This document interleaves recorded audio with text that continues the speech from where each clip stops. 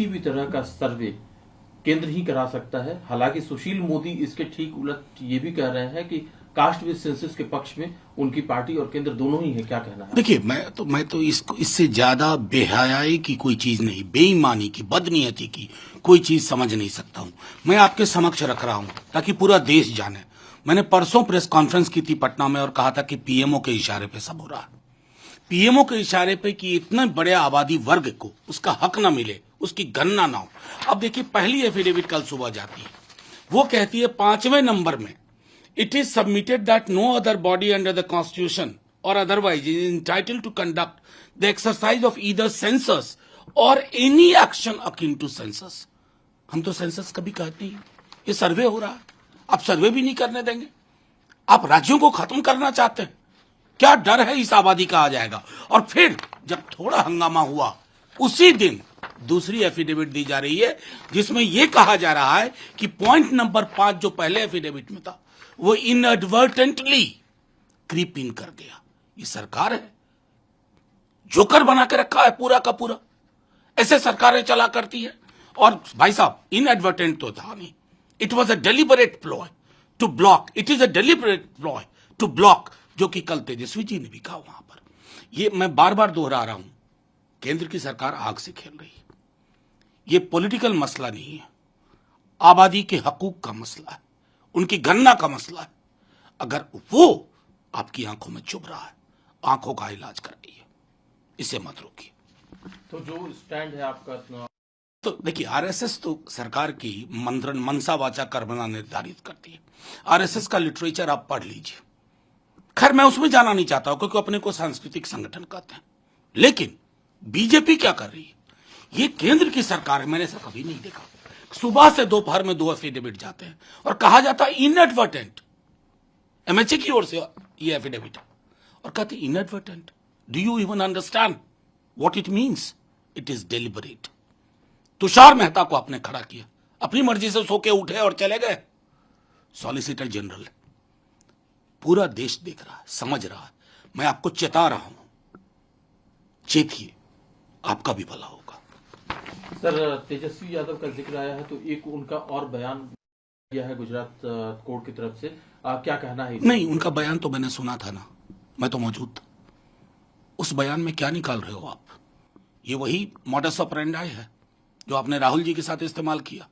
अब ED, IT, CBI से मन नहीं भर रहा है। मुकदमा कहां करवा रहे हो? गुजरात में, अभी ट्रायल कोर्ट में।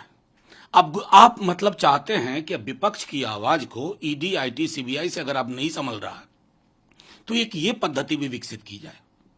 मैं कह रहा हूं कि आप चूक रहे हो अपनी राजनीति में, आप फिसलते जा रहे हो और ये फिसलन आपको कहां लेके जाएगी ना, आपको नहीं पता। आप हमेशा सत्ता में नहीं रहोगे, कोई नहीं रहा, कोई नहीं रहा। बड़े से बड़ी सत्ता चली गई, लेकिन ये तौर तरीके ऐसी काली स्याह छाप छोड़ रहे हैं आपके नाम के बारे में, आपको पता नहीं। लेकिन सर, अगर इस तरह के बयानों से विवाद शब्द या इस तरह की शब्दावली से ही बचना चाहिए। नहीं, बचना तो बहुत शब्दावली से चाहिए था। एक तो उनका उस बयान को फिर से आप भी सुनिए, आपके लोग सुने। 50 करोड़ की गर्लफ्रेंड, बचना नहीं चाहिए था क्या? कांग्रेस की विधवा, बचना नहीं चाहिए था क्या? कपड़ों से पहचान लेता हूं, बचना नहीं चाहिए था क्या? गोली मारो फलाने को, बचना नहीं चाहिए था क्या? कब्रिस्तान शमशान, बचना नहीं चाहिए था क्या? जालीदार टोपी, बचना नहीं चाहिए था क्या? मुश्किल हो जाएगी अगर एक पूरी किताब लिखी जाएगी ना इस भाषा पर, तो उसके 350 पन्नों में से 346 पन्ने भाजपा के नाम होंगे, मोदी जी के नाम होंगे, अमित शाह जी के नाम होंगे, यूपी के सीएम के नाम होंगे। हां, 10 पन्ने में प्रतिपक्ष का भी जिक्र आएगा। सर, इंडिया जदयू के नेता केसी त्यागी का एक बयान आया जिसमें उन्होंने कहा कि नीतीश कुमार, राहुल गांधी, ममता बनर्जी, शरद पवार, इन सभी में क्षमता है कि वो देश का नेतृत्व कर सके प्रधानमंत्री के तौर पर।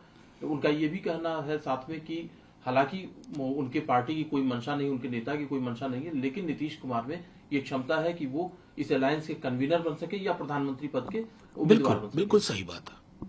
नीतीश जी खुद भी कह चुके हैं, मेरी कोई मंशा नहीं है। लोग वहां अफवाह उड़ाते हैं, नीतीश जी फलाना बनेंगे, तेजस्वी जी चिलाना बनेंगे। दोनों ने साफ तौर पे इनकार किया है। व्यक्तिगत महत्वाकांक्षा की बात ही नहीं है। यहाँ तो सामूहिक आकांक्षा के आधार पर एक प्रगतिशील विकल्प देने की बात हो रही है। लोग ऊब चुके हैं, थक चुके हैं, परेशान हैं।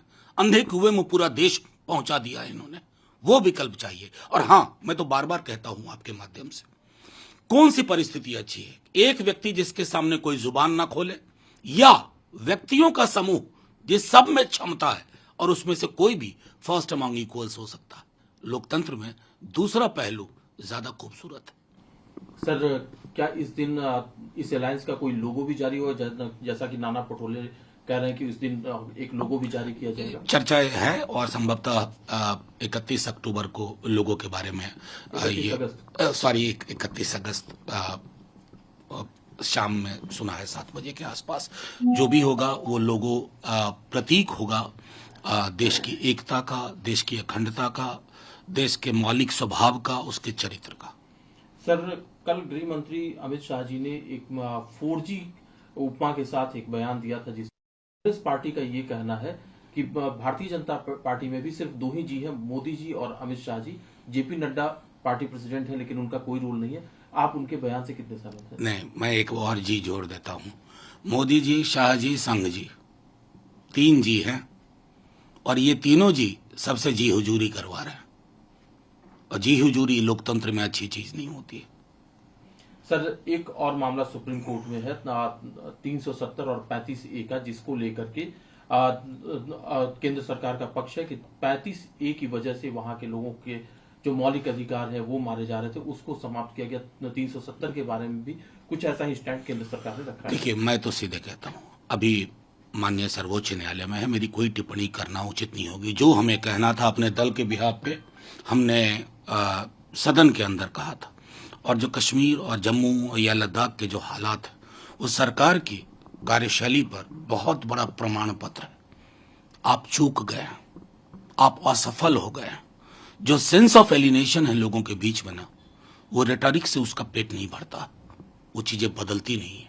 दिल्ली से बैठ करके आप कह दो नॉर्मल नॉर्मल नॉर्मल, और वादी में, अब कश्मीर घाटी में या जम्मू में या लद्दाख में आपके उसका रिवर्बरेशन नहीं होता है। आपके लिए ये बड़ी चिंता का विषय होना चाहिए था। झूठ के पुलिंदों पर देश नहीं चला करते। देश हकीकत में आप किस प्रकार अपनी नीतियां बनाते हो, उससे चलते हैं।